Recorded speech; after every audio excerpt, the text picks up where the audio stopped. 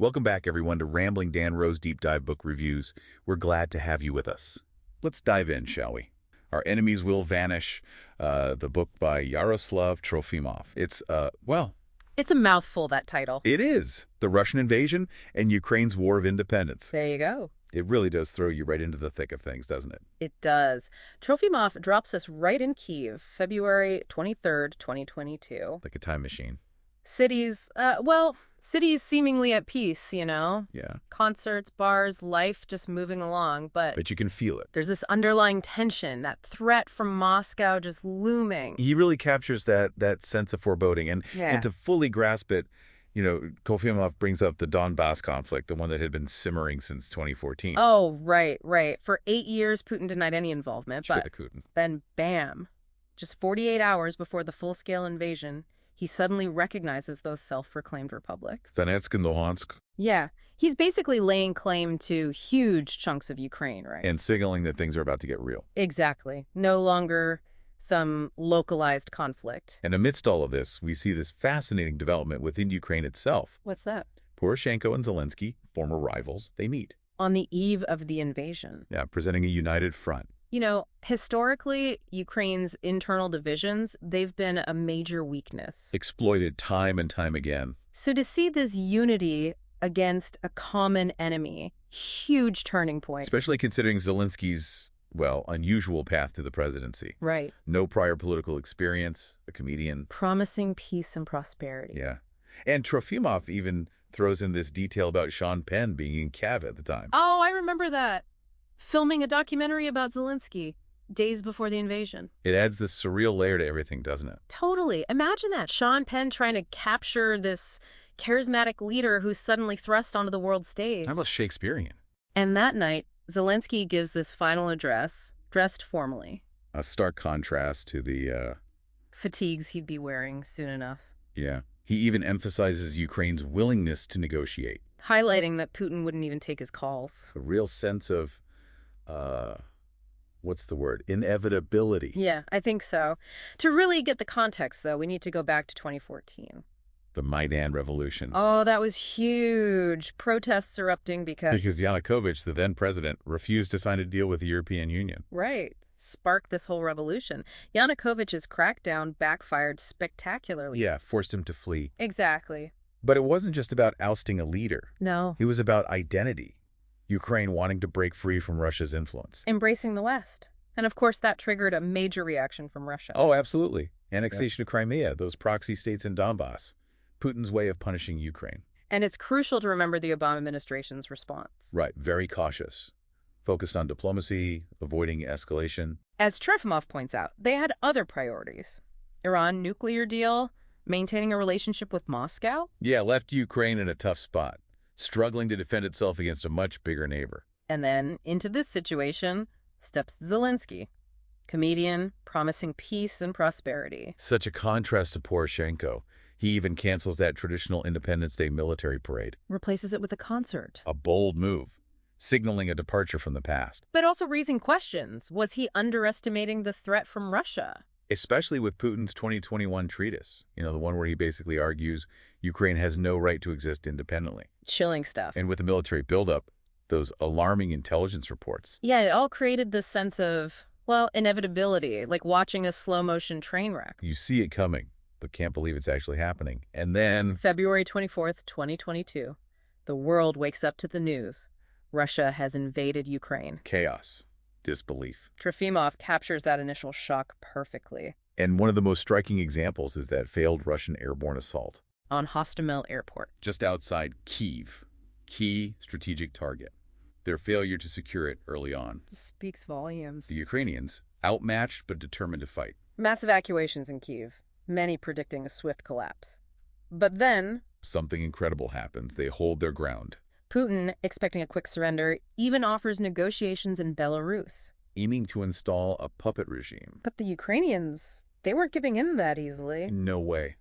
And that's where we see this wave of defiance wash over the country. Ordinary people taking up arms. Shopkeepers, teachers. Trofimov even mentioned this opera singer, Oleksandr Melnichuk. Defending Kyiv with his hunting rifle. It's powerful stuff. The Ukrainians inflicted heavy losses on some of Russia's elite units. The narrative was shifting. The West, initially expecting a quick Russian victory, now witnessing this tenacity. And with that respect came a willingness to provide more support. But while the North was holding strong, The South told a different story. Kherson fell quickly, Aided by betrayal from within Ukraine's own security services. leading to that tragic massacre in Busky Park. And then there's Mariupol. A city that became a symbol of Ukrainian resilience, but also The brutal reality of this war. Mariupol endured relentless bombardment. A humanitarian catastrophe. The city's defenders, including the Azov regiment, made a last stand at that Azovstal steel plant. Holding out against overwhelming odds. And as Mariupol was under siege, Kharkiv, Ukraine's second largest city, faced a similar fate. Trofimov's accounts from Kharkiv are chilling. He sheltered in a subway station with terrified residents. The indiscriminate nature of those Russian attacks, it's Hard to comprehend. They were targeting civilian areas, hospitals, schools, apartment buildings. This is where the brutality of the Russian campaign became undeniable. And it galvanized Western support. That initial hesitation gave way to a willingness to provide real military aid. Javelins, NLOWs, those game-changing stingers. Even Germany, with its long-standing policy of not sending weapons to conflict zones, reversed course. A major shift. And amidst all of this, we see smaller victories too, like the battle for Voznesensk. David versus Goliath. Local knowledge, clever tactics. It resonated deeply within Ukraine, but the fight was far from over. This wasn't just a battle for territory. It was a battle for hearts and minds, a war of narratives unfolding alongside the physical conflict. That's a whole other layer we need to unpack. Yeah, how Russia used propaganda to try and control the story. To distort reality and justify their actions. A hall of mirrors, trying to separate truth from fiction. But we'll delve into that next. It's like stepping into this propaganda machine. A well-oiled machine. Yeah, Russia's efforts to control the narrative, it's all there in Trofimov's book. The way they use language, it's chilling. Dehumanizing. Calling Ukrainians Nazis. Bringing up World War II imagery. A powerful tactic. Plays on those deep-seated fears, you know? Both within Russia and internationally. Trying to frame this invasion as some kind of a... righteous liberation. Right, not a brutal act of aggression, which is, what it was. Mm-hmm. Exactly. And then you have Ukraine's narrative. Self-defense. Democracy. Freedom. Gaining traction globally. It's this clash of ideologies. Alongside the actual fighting. And let's not forget the immense challenge of liberating those occupied territories. Trofimov doesn't shy away from the reality on the ground. It's slow, grueling. There's this one story that really got to me about this Ukrainian unit liberating a village. Oh, yeah. They find this house where the residents had been forced to cook for the Russian troops. Just shows you how war disrupts everything, forces people into these impossible situations. It's a reminder that war isn't just about grand strategies. Yeah. It's about the human cost. The suffering. The resilience. And as these liberation efforts continue, Yeah. the psychological toll becomes more and more apparent. The trauma, the displacement. The constant threat. It weighs heavily on everyone. Okay. Trofimov makes it clear the road to recovery for Ukraine, it's going to be long. Even after the fighting stops. Absolutely. And then there's the whole issue of the peace talks. Right. Those initial offers from Putin. Quick surrender. But as the war dragged on, Ukraine's resistance grew. those negotiations became this high-stakes game. Shrouded in secrecy. Suspicion.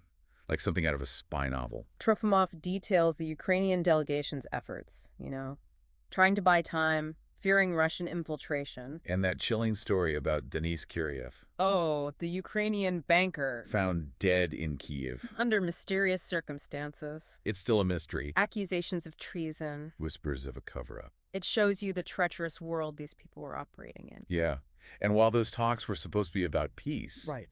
they also exposed how far apart the two sides really were. Russia, as Trofimov points out, never really wanted a negotiated settlement. They wanted complete capitulation, Ukraine giving up its sovereignty. Its independence. Not about finding common ground. It was about imposing their will. And as those talks faltered, The war raged on. Russia resorting to more and more indiscriminate attacks. The bombing of the Mariupol drama theater. Oh, God, that was horrific. A civilian shelter clearly marked, Children. deliberately targeted. Hundreds of innocent lives lost. A turning point, I think, in how the world saw the conflict. Russia's image as a rogue state solidified. And against that backdrop, Western military aids started to play a more decisive role. Those weapons shipments. Especially the anti-tank and anti-aircraft systems. Game changer. They allowed Ukraine to slow the Russian advance, inflict heavy losses. Shifted the momentum. And it wasn't just the weapons themselves. Right. It was the message they sent. The West was committed to helping Ukraine defend itself. Unlike in 2014. And Trofimov notes how much that impacted the morale of the Ukrainian troops. Gave them hope, the belief that they could actually win. Then for Russia, immense pressure forced them to rethink their strategy. Brace for a longer, more costly conflict. And then came HIMARS. Yes. High mobility artillery rocket system. Long range, precision guided. A real turning point. Pinpoint strikes on Russian supply lines, command centers, ammo depots. The impact was immediate. Devastating. The Russians had to retreat, abandon their offensives. Go on the defensive. And it emboldened Ukraine. Set the stage for those stunning victories. Liberation of Kharkiv. That counteroffensive in September 2022 caught the Russians completely off guard. In a matter of days, huge chunks of territory were back in Ukrainian hands. The Russians pushed back towards the border. It was a humiliation for Putin. He had to resort to desperate measures. Partial mobilization. Chaotic. Unpopular protests, people fleeing the country. He also declared the annexation of those 4 Ukrainian regions. That blatant land grab. Condemned internationally. It backfired spectacularly. Putin had miscalculated badly instead of a quick victory. He dragged Russia into this quagmire. Oh. A long, costly war. With no end in sight. And it raises a crucial question. What will the legacy of this conflict be? It's easy to get lost in the big picture stuff, but Trofimov brings it back to the human level. The individual stories. He takes us right into the trenches with the soldiers. And it's heartbreaking. It is. Yeah. But also inspiring. He talks about this concept of zombie war. Which was especially evident in Bakhmut. Oh, Bakhmut. Just wave after wave of Russian soldiers. Poorly equipped, many of them convicts. Thrown into the meat grinder. It makes you question everything, doesn't it?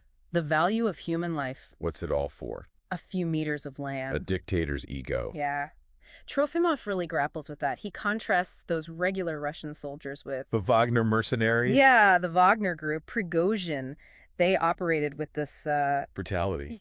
Shocking, even to the Russian military. There's this story about a Ukrainian unit. They capture a Wagner base. And they find evidence of torture, executions. It's a dark side of this war. Absolutely. That we don't often see. And the Wagner group's role, it just kept getting more complex. They were practically independent. Challenging Putin. Operating with their own agenda. Their capture of Bakhmut, a strategic victory for Russia, but at a horrible cost. And it highlighted their growing influence, ambition. Was it just rivalry, though? Or was Wagner a symptom of something deeper?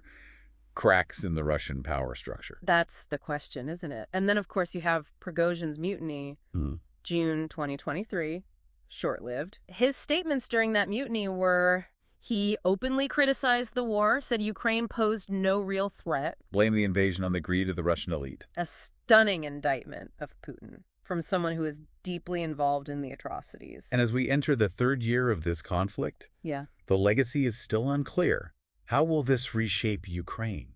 Russia's standing in the world. The global order. So many questions. One thing's for sure, though.